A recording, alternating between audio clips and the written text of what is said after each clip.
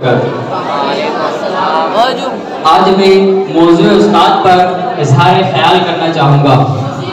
उस्ताद की अजमत को तराजू में ना तोलो, उस्ताद की अजमत को तराजू में ना तोलो। उस्ताद तो हर दौर में अनमोल रहे हैं। दुनिया में इंसान के बहुत से रिश्ते हैं, इनमें से एक बेहतरीन और मुक़द्दस रिश्ता उस्ताद का है। उस्ताद वो फूल होता है जो अपनी खुशबू से माशरे में अमन और दोस्ती का पैगाम देता है। माँ बाप के बाद उस्ताद हमें जिंदगी का असल मकसद सिखाते हैं।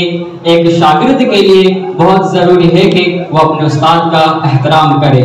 माँ बाप और उस्ताद सब खुदा की रहमत है। माँ बाप और उस्ताद सब खुदा की रहमत है। रोक टोक इनके हक में हमारे लिए नेमत है। अपने उस्ताद की कद्र करो, जिससे पढ़े हो उसके सामने सारी जिंदगी सर झुका कर चलो। चाहे वो अच्छा हो बुरा हो, अगर तुम्हारा उस्ताद है तो सारी जिंदगी इसके सामने कभी सर ना उठाना।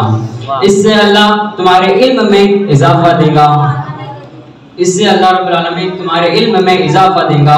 अगर उस्ताद को बेइज्जत करोगे तो तुम्हारे इल्म के दरवाजे बंद हो जाएंगे और खैर बरकत के दरवाजे बंद कर दिए जाएंगे। एक बाप होता है जिसने तुम्हें अपनी खून पसीने की मेहनत से पाला है, और एक माँ होती है जिसने तुम्हें अपनी गोद में पाला है, और एक उस्ताद होता है जिसने तुम्हें अपने इल्म के साए में पाला है। इसी तकरीर के साथ असातिज़ा किराम की खिदमत में चंद आसार पेश करना चाहूँगा। उस्ताद बादशाह नहीं होता, उस्ताद बादशाह नहीं होता, लेकिन बादशाह बना देता है। मिटाना पड़ता है खुद को कौम की तरक्की के लिए, मिटाना पड़ता है खुद को कौम की तरक्की के लिए।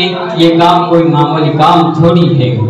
मज़ा तो तब है किसी खाक के ज़र्रे को मुनव्वर कर दो, मज़ा तो तब है किसी खाक के ज़र्रे को मुनव्वर कर दो। अपनी ज़ात को रोशन करने में कमाल थोड़ी है।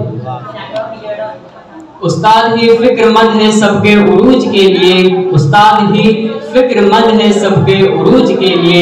यहाँ किसी को किसी का ख्याल थोड़ी है।